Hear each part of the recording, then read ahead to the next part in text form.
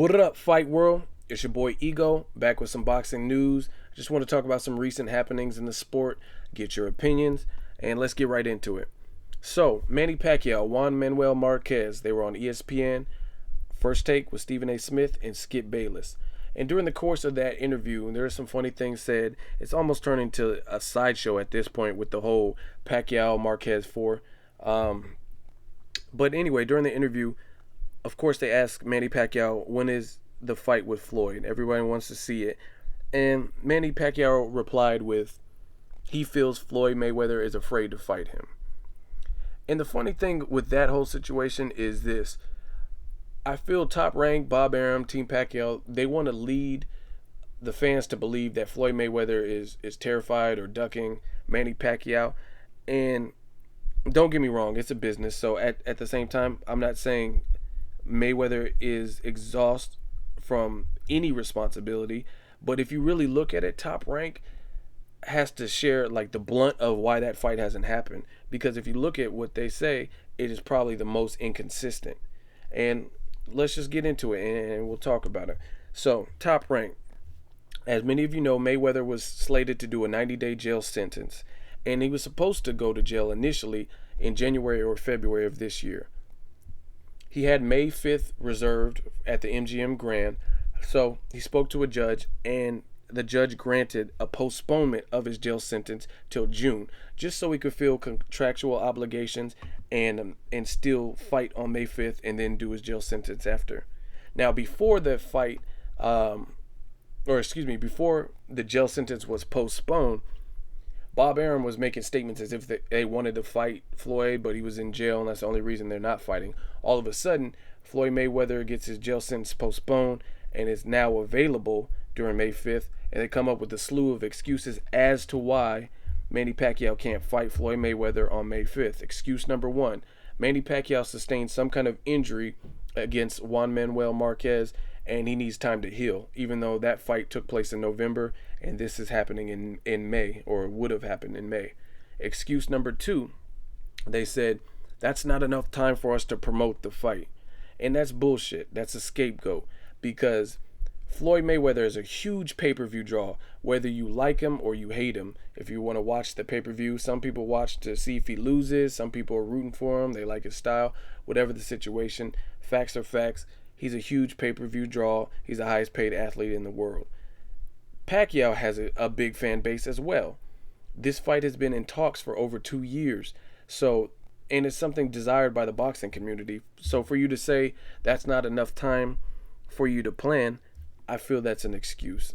There's no validity to what you're saying, especially when 1 month later you're going to fight Timothy Bradley, who is relatively unknown in the sport, not unknown in the sport, but he's not a household name. So before the Pacquiao fight, a lot of people, like the common non-hardcore boxing fan, probably didn't even know who Timothy Bradley was. He wasn't a household name by any means. But Floyd Mayweather is, but Pacquiao is. So my point is, don't use that as an excuse as to why you can't fight him.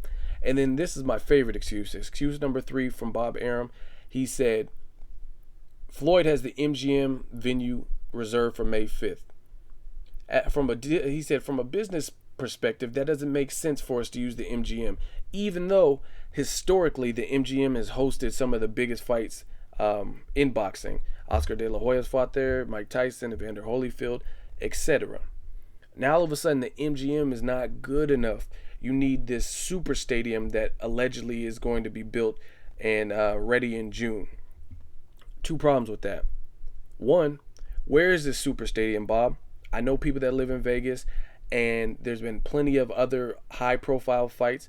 Julio Cesar Chavez Jr. and Sergio Martinez, Canelo, and nobody has used this alleged super stadium venue that was supposed to be open. And then 2, how can you say the MGM is not good enough a venue, yet 1 month later, Manny Pacquiao fights Timothy Bradley, and where do they fight at? At the MGM. So these are just contradictions, folk, and facts are facts. If Top Rank wanted it, I feel like they could have made the fight. So back to Pacquiao, it's funny that he says he feels Floyd Mayweather is afraid. because if the fight's not happening, at least recently, it definitely feels like more blame should be placed on Top Rank, Bob Arum, and Team Pacquiao for this fight not happening. And we're going to get into some more contradictions as well. Back to Marquez and Pacquiao 4. So, another contradiction. Pacquiao said, I feel I got to beat Marquez by a knockout. To eliminate the doubt in the people, I gotta eliminate the doubt. So basically, you're saying to eliminate the doubt in people's mind that you won the last fight, you're striving for a knockout in the fourth fight. So let me get this straight. You fought Juan Manuel Marquez in November for the third time. On paper, and according to the 3 judges that were scoring the fight, Pacquiao, you won. You beat him. It goes on your record as a win, right?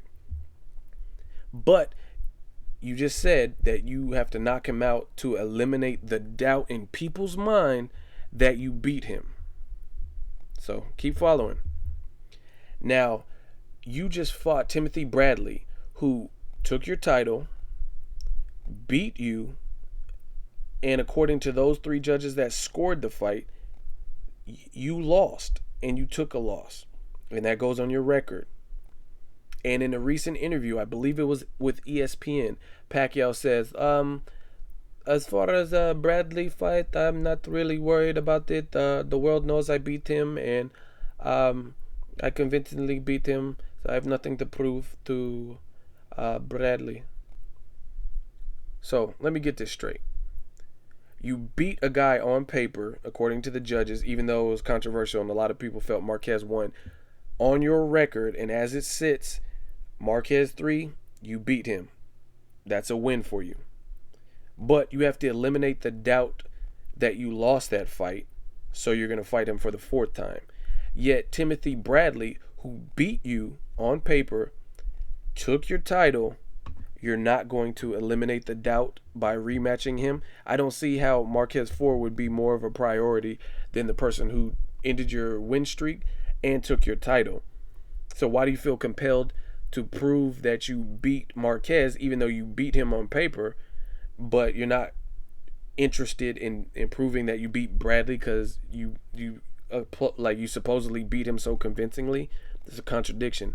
And if you can intelligently explain how that makes sense, I'd love to hear it in the comments. But to me, that doesn't make sense. And then another asinine Pacquiao comment was he was interviewed by Ring TV, and I quote, he said, I took Marquez too lightly because I was the bigger man physically, talking about in the 3rd fight. Now, that makes no sense to me. If you fought someone 2 other times previously and they gave you hellish fights that could have went either way, and Freddie Roach even admits that. He said, you ask a group of people and they're going to say Pacquiao won. You ask another group of people and they'll say Marquez won. So if you ask different people and it's up in the air who won and it's controversial, then why would you take your opponent lightly? Why would you underestimate him? He's already given you 2 hellish fights and you're saying you didn't train? It sounds like an excuse to me. Another excuse I heard from Team Pacquiao was Pacquiao was having marital problems and he wasn't in his right mind. He didn't train hard enough for Marquez. He was gambling, drinking too much. These are all excuses, folks. That has nothing to do with the sport. In the sport of boxing, I mean, it's life. At the end of the day, it's life. That's the best way to put it. You're always going to have things that happen outside of the ring.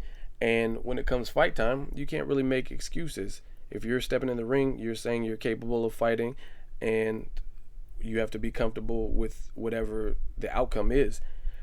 And you look at Mayweather. Mayweather had the idea that he's going to jail for the first time in his life looming in the back of his head when he fought Cotto, and he still put on an impressive performance, and it was a good fight.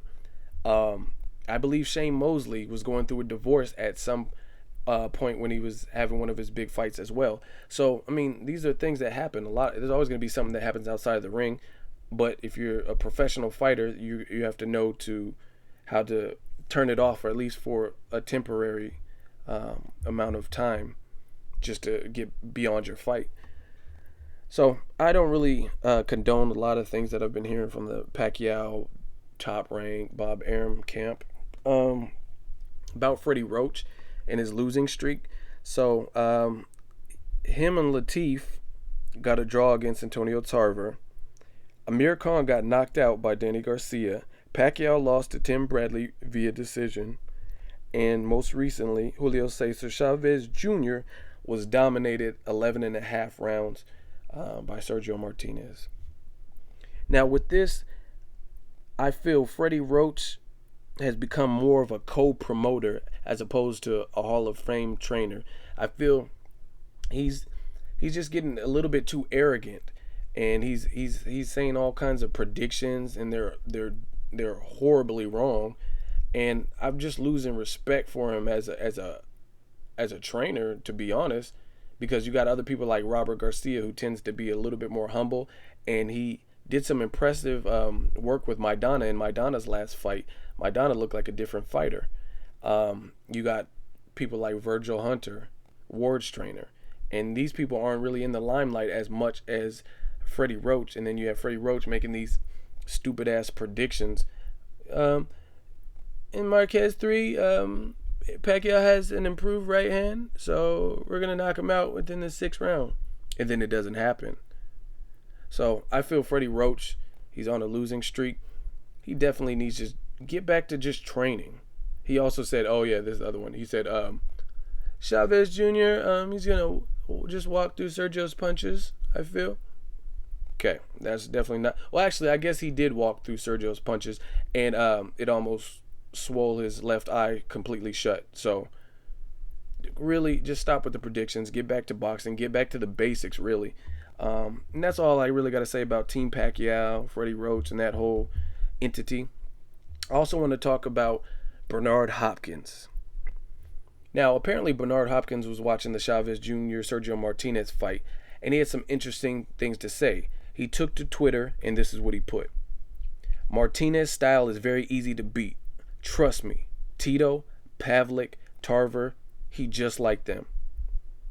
Now, Bernard Hopkins, I admire. He's one of my favorite fighters. He's definitely a legend, Hall of Famer. I don't agree with him on this statement, though. I feel Martinez's style is not really very easy to beat, and it doesn't really mimic, or it's not even like similar to any of the people he listed. Tito, Pavlik, Tarver. If anything, Pavlik has more of a Chavez Jr. style. And don't misconstrue what I'm saying, because I feel Kelly Pavlik's a better overall boxer, and there's definitely things that they do differently. But in terms of fighting styles, I would say his style is more closely similar to Chavez Jr. than to Sergio Martinez. So Bernard Hopkins, I have to disagree with that. I think Martinez is very crafty and elusive. He has great footwork. So I don't think that's an orthodox style, and I don't think it'd be a very easy style to beat. So that's just my take on it. He also said, stop asking me about Chavez Jr. He ain't nothing but a gimmick. He don't that this serious. And I'm assuming he had a typo and meant to say, he ain't nothing but a gimmick. He don't know that this is serious. And I just want to know what you guys think about that. Chavez Jr., to me, I feel Chavez Jr., he was improving, but he doesn't do himself any favors. Constantly getting in trouble. In 2009, he tested positive for a diuretic that I guess he used to lose weight. In the Andy Lee camp, he got a DUI. And then now in the Chavez Jr. versus Sergio fight, it was revealed after that he tested positive for marijuana in his system. So the guy's definitely not doing himself any favors. The things that they depicted on HBO's 24/7 seem like this is who the guy is. It seems like his work ethic needs a major like renovation. Boxing is a very disciplined sport, and you have to be willing to commit and make sacrifices. HBO has a good special on the 2 days. They show a lot of the ups and downs and what boxers have to go through just to make weight and to starve themselves and all kinds of stuff like that. So it's highly disciplined. It's one of the most grueling and rigorous trainings out of all professional sports. And unlike most other professional sports, if the Lakers lose, it's not Kobe losing, it's the whole team. The whole team lost. But boxing is one on one. These are adjustments you need to make in the ring. If you're losing a fight or whatnot, you have a corner man and trainer, and they can try to give you advice, but at the same time, it's up to you. You're the one taking those shots, and you're the one that has to make the adjustments. So boxing is something that requires major commitment and sacrifice, and I don't feel Chavez Jr. is necessarily showing that he's dedicated. He needs to get his priorities straight. I don't know how bad he wants it or how bad he wants to get out of his dad's shadow, and he still has more to prove on that. You want to live the party life, or do you want to be a world champion and a reigning champion and force in the sport of boxing? And right now, I just see an immature kid who has some skill and is willing to work to a degree, but he's not willing to separate himself and make himself elite based on his work ethic. Just watch little things like the 24/7. Chavez Sr. was talking to him, telling him how to fight a guy like Sergio and trying to give him pointers. That's his son. And he had just woke up. It was 5 p.m. at night, and he's eating cereal, acting like he's not paying attention, just like, yeah, like he doesn't really want to hear it. And if anybody has knowledgeable information and can drop a gem on what to do, Julio Cesar Chavez Sr. would be that guy. He has over 100 fights. He has a great win-to-loss ratio, and he's very knowledgeable. He's been in there with different styles, and it didn't even appear like Junior was even listening, like he was even paying attention. It looked like he just couldn't wait to get in the pool in his pink underwear. So as far as Chavez Jr., he has some major work. I'm curious to see what the next step in his career is, how much energy Top Rank puts into him, and that kind of thing. But as far as the work ethic, it's pretty poor in terms of boxing, and he's going to have to get his priorities straight. Let me know what you guys think. Subscribe, hate, comment, try to prove me wrong, all that good stuff. You know what it is. Ego, signing out. Peace.